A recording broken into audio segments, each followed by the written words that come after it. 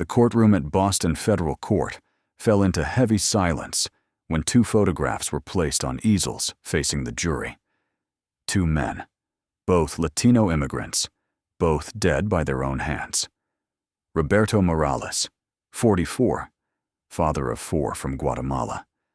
He'd hanged himself in his apartment bathroom after working 4 months without receiving the $18,000 he was owed. Juan Ramirez, 51, from Mexico.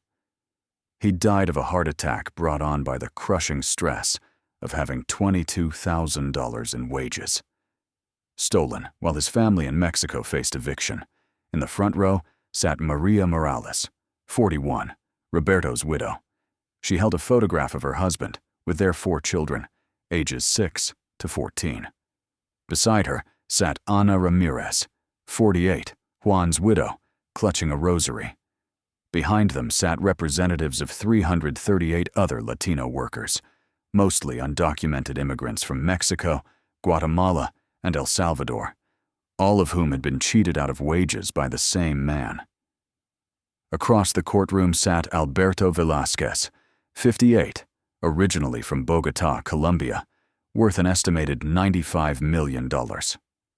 He owned Velasquez Construction Group, one of the largest construction companies in New England. He wore a custom suit worth $7,200, Italian leather shoes at $1,900, and a gold Rolex Submariner worth $42,000. His weathered hands, his defiant posture, his contemptuous smirk, everything about him screamed a man who believed he was above the law because his victims were powerless. Behind him sat 9 attorneys from Rodriguez Legal Partners, specialists in defending employers accused of wage theft and labor violations. Their lead counsel, Ricardo Rodriguez, commanded $3,900 per hour and had a reputation for making stolen wages look like legitimate business disputes. But they were about to face Judge Frankcaprio, specially assigned to this federal case due to its scope and the international implications.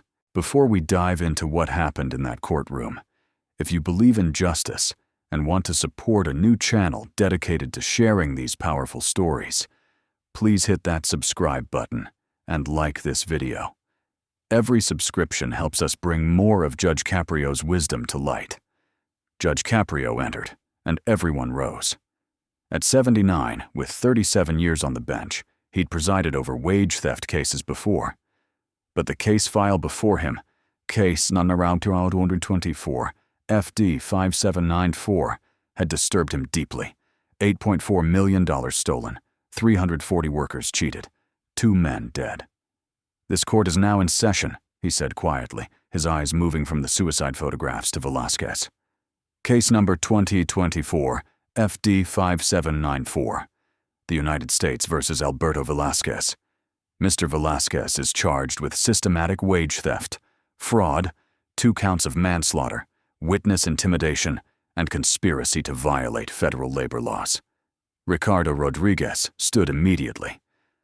"Your Honor, my client Alberto Velasquez is a successful contractor who came to America with nothing and built a construction empire employing thousands of workers.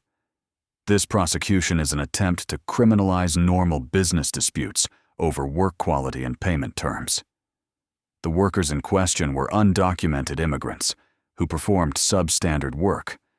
My client withheld payment, as is his right when work doesn't meet contract specifications. The tragic suicides were personal choices made by individuals with mental health issues, not caused by my client's legitimate business practices."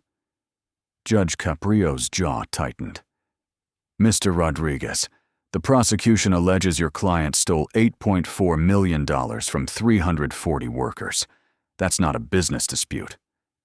The prosecution will make inflammatory allegations, Your Honor.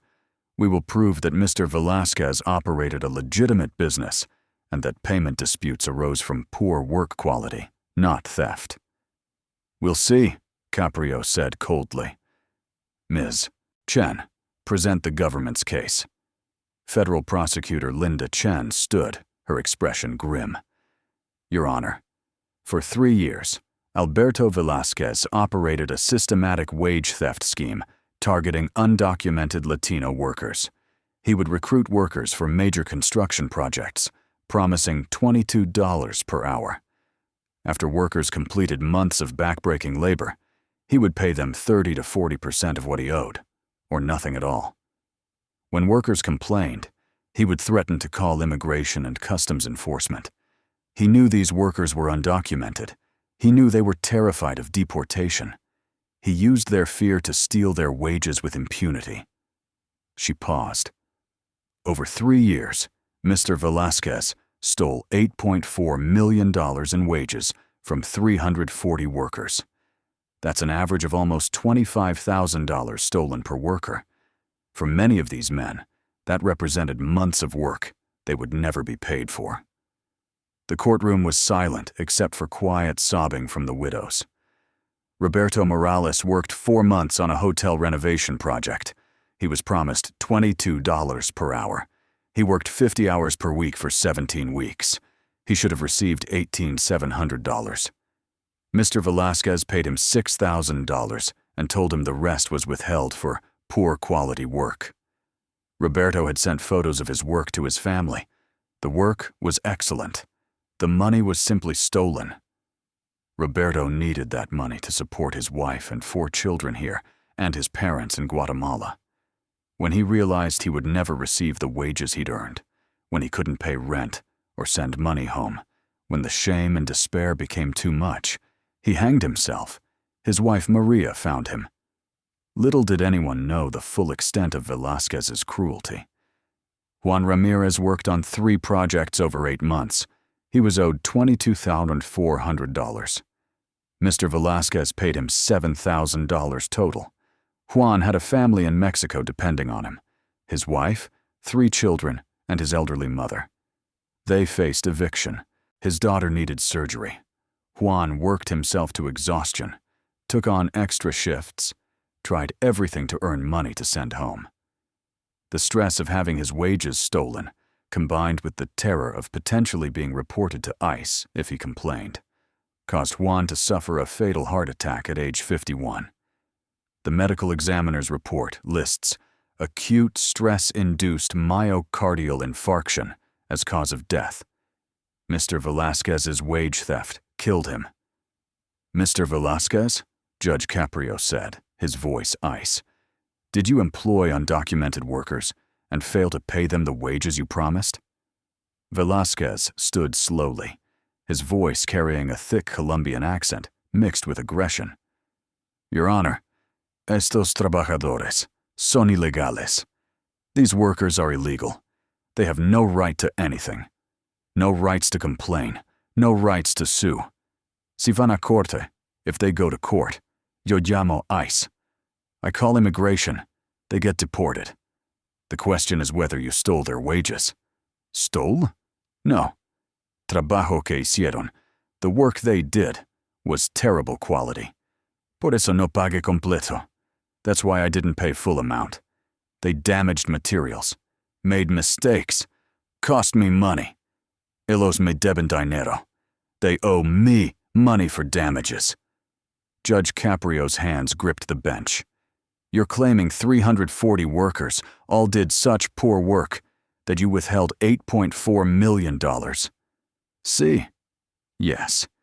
Latino workers from these countries, Guatemala, El Salvador, they have no training, no skills.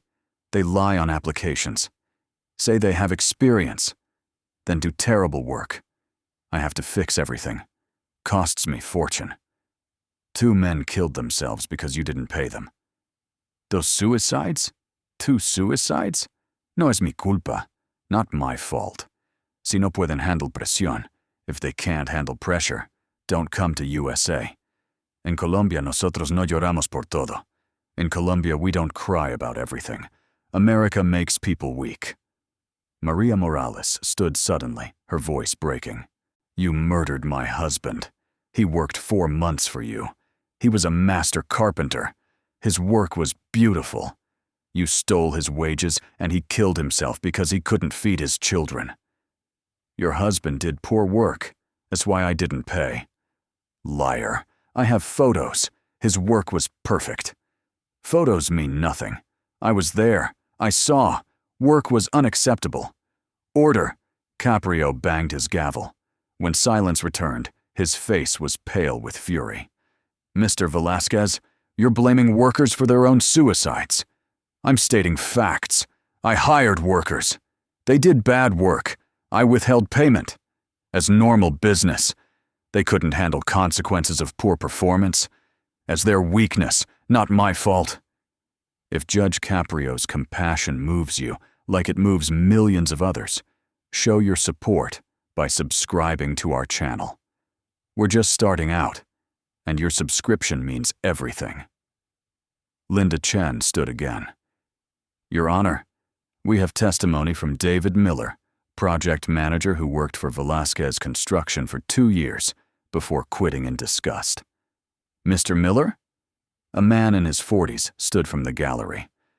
Your Honor, I managed construction sites for Mr. Velasquez from 2022 to 2024. What he just said about work quality is a complete lie. The Latino workers he hired were skilled, hard-working, and professional. Many had 10 or 15 years of construction experience. The work they produced was excellent, often better than union crews. But Mr. Velasquez would always find excuses not to pay them. He'd claim imaginary defects, blame them for delays they didn't cause, accuse them of damaging materials they never touched. It was all fabricated to justify stealing their wages. What happened when workers complained? Mr. Velasquez would threaten them. He'd say, "You want your money? I call ICE. You get deported. Your family gets deported. You lose everything. Better to take what I give you and shut up." Most workers were too terrified to fight back. Did you witness these threats? Dozens of times, Your Honor. I quit because I couldn't be part of it anymore. But before I left, I copied payroll records showing exactly how much Mr. Velasquez owed versus what he actually paid. The wage theft was systematic and massive. Velasquez stood, his face red, pounding on the defense table. Mentiroso, liar. This man is disgruntled employee. I fired him for incompetence. Now he lies for revenge. I quit because you're a criminal, Miller said quietly. Criminal? Yo pago taxes. Millones. Millions. Ellos no pagan nada. They pay nothing. Who is criminal here? I follow law. They break law by being here illegal. Paying taxes doesn't give you the right to steal wages, Caprio said coldly. It's not stealing. It's withholding for poor work. Business decision. What the judge discovered next shocked everyone. Linda Chen held up thick folders. Your Honor, these are the payroll records Mr. Miller provided, cross-referenced with time cards and project records. They show exactly how much each worker was owed versus what Mr. Velasquez actually paid. For example, Roberto Morales worked 850 hours at $22 per hour. He was owed $1,800. Mr. Velasquez paid him $6,000, only 32% of what he earned. Juan Ramirez worked 1,090 hours. He was owed $23,980. He received $7,000, only 29%. This pattern repeats across 340 workers over 3 years. Total wages owed, $8.4 million. Total wages paid, $3.1 million. Mr. Velasquez stole $5.3 million in wages, 63% of what he owed. The courtroom gasped. Even some of Velasquez's attorneys looked shocked at the scale. Where's the proof? Velasquez shouted. Where are contracts? No hay contracts. There are no contracts. Porque ellos son ilegales. Because they're illegal. No contracts means no proof. We have your own payroll records, Linda said. Your time cards, your project records, your bank statements showing you billed clients full amounts, but paid workers fractions. We have everything. Fabricated, all lies. You want to destroy successful Latino businessman? That's discrimination against Colombians. Mr. Velasquez, Caprio's voice rose. The evidence shows you systematically stole wages from 340 workers. Pruba. Proof. Where is proof? You have nothing. Linda Chen pulled out more documents. Your Honor, we also have recordings. Mr. Velasquez didn't know that David Miller was recording conversations during his last 3 months at the company. May I play one? Caprio nodded grimly. A recording played through the courtroom speakers. Velasquez's voice, speaking to Miller. Listen, David. These mojados, these wetbacks, they come here illegal, work for cash, think they deserve full pay? Fuck that. I pay them 30–40%. What they gonna do? Go to police? I call ICE, they get deported. They shut up and take what I give. But boss, they worked hard. They earned shit. They're lucky I give them anything. As free money. In their countries, they make $2 per day. I give them $6–7 per hour. They should kiss my feet. The recording ended. The courtroom sat in stunned silence. Velasquez stood, his composure completely shattered. Esto es, this is illegal recording. No permission. Cannot use. Massachusetts is a one-party consent state, Linda said. Mr. Miller could legally record conversations he participated in. As taken out of context. What context makes that acceptable? Caprio's voice shook. You called them wetbacks. You admitted stealing their wages. You bragged about threatening deportation. As private conversation, I was joking. 2 men are dead. That's not a joke. Velasquez's voice turned aggressive. 2 men killed themselves because they were weak, because they couldn't handle business. It's not my responsibility. I didn't force them. They chose suicide. Because you stole their wages and destroyed their lives. I destroyed nothing. They destroyed themselves by coming here illegal, by working without papers, by putting themselves in vulnerable position. It's their fault for being illegal, not my fault for running business. He suddenly pointed at Mariah and Anna, his voice dripping with contempt. These women come here crying about dead husbands. Where were they when husbands did poor work? Why they didn't tell husbands to work better? It's their fault, too. The courtroom exploded. Multiple people lunged toward Velasquez. Bailiffs rushed to restrain them. Maria collapsed, sobbing. Judge Caprio banged his gavel furiously. This court is in recess. Everyone calm down immediately. When court resumed, Velasquez sat with his arms crossed, still defiant. Caprio's face was a mask of controlled rage. Mr. Velasquez, he said quietly, you just blamed widows for their husbands' suicides. You called dead men weak. You showed no remorse whatsoever. Because I did nothing wrong. As business. Workers did bad work. I withheld payment. They couldn't handle it. Not my problem. You stole $8.4 million from 340 workers who were desperate, vulnerable, and terrified. You used their immigration status as a weapon to steal from them with impunity. They broke law first by coming illegal. That doesn't give you the right to enslave them. That doesn't give you the right to steal their wages. It's not stealing. How many times I have to explain? It's withholding for poor performance. Judge Caprio stood, his voice shaking. Mr. Velasquez, let me tell you about these 2 men you dismiss as weak. Roberto Morales was a master carpenter with 17 years of experience. He built furniture, cabinets, beautiful detailed work. He worked for you for 4 months on a hotel renovation. His work was photographed by hotel management because it was so beautiful. They wanted to use it in promotional materials. You paid him $6,000 of the $1,800 he earned. He sent $4,000 to his family in Guatemala. He had $2,000 left for 4 months of living expenses here. He couldn't pay rent, couldn't buy food, couldn't send more money home when his daughter needed school supplies. The shame of failing his family crushed him. He hanged himself. Juan Ramirez worked construction for 23 years. He was a concrete specialist. His work on your projects was flawless. I've seen the inspection reports. You owed him $22,400. You paid him $7,000. His family in Mexico was facing eviction. His mother needed medicine. His daughter needed surgery.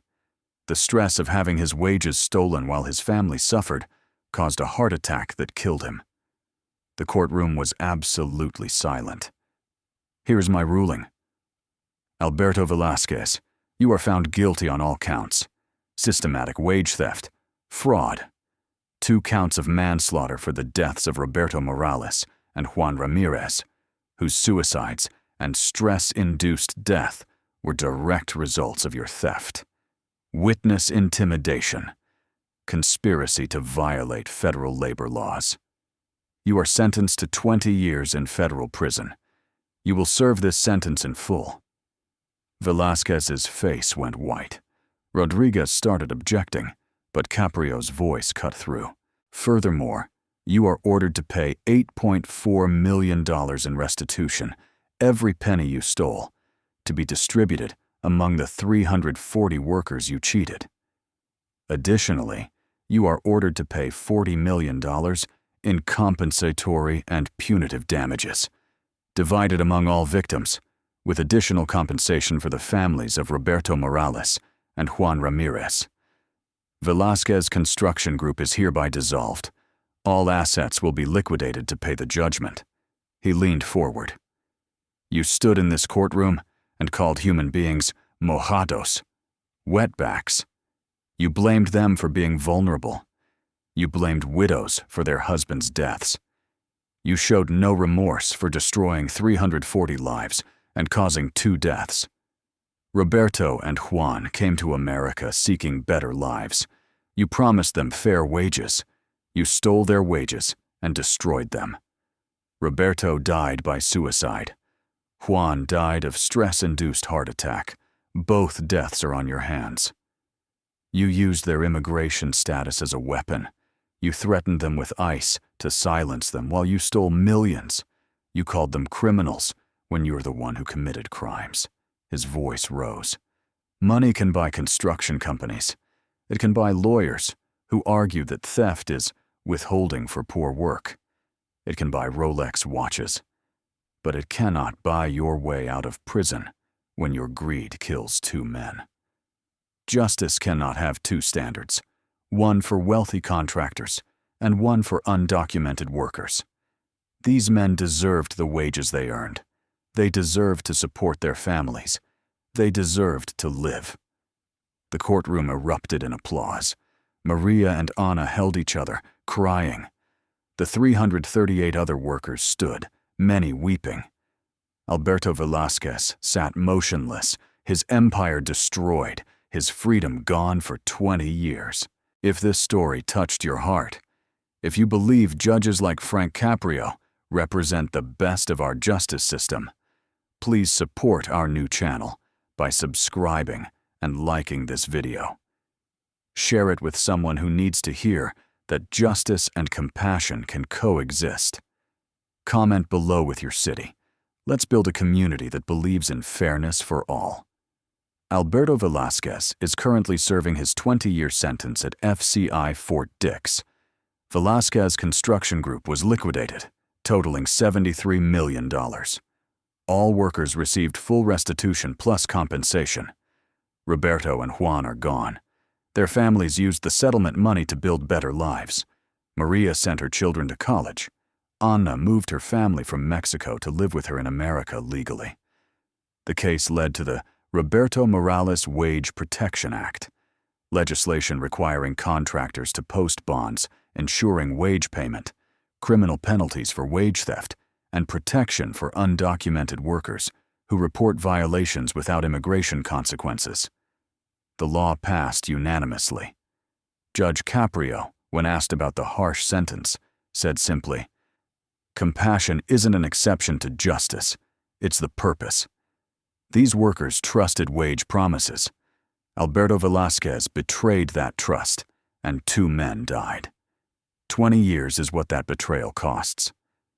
2 families will never see their husbands and fathers again, all because one contractor couldn't pay the wages he promised. But their story exposed wage theft's deadly consequences. It proved that immigration status doesn't make theft legal. It showed that threatening deportation to silence victims is a crime. Alberto Velázquez thought undocumented workers had no rights, thought he could steal millions without consequences, thought calling victims wetbacks was acceptable. He was wrong. And Roberto and Juan, fathers, workers, dreamers, victims, stand as proof that sometimes justice wins. Sometimes the powerful lose. Sometimes the courtroom really is the great equalizer, not because they were powerful, but because they mattered. And that was enough.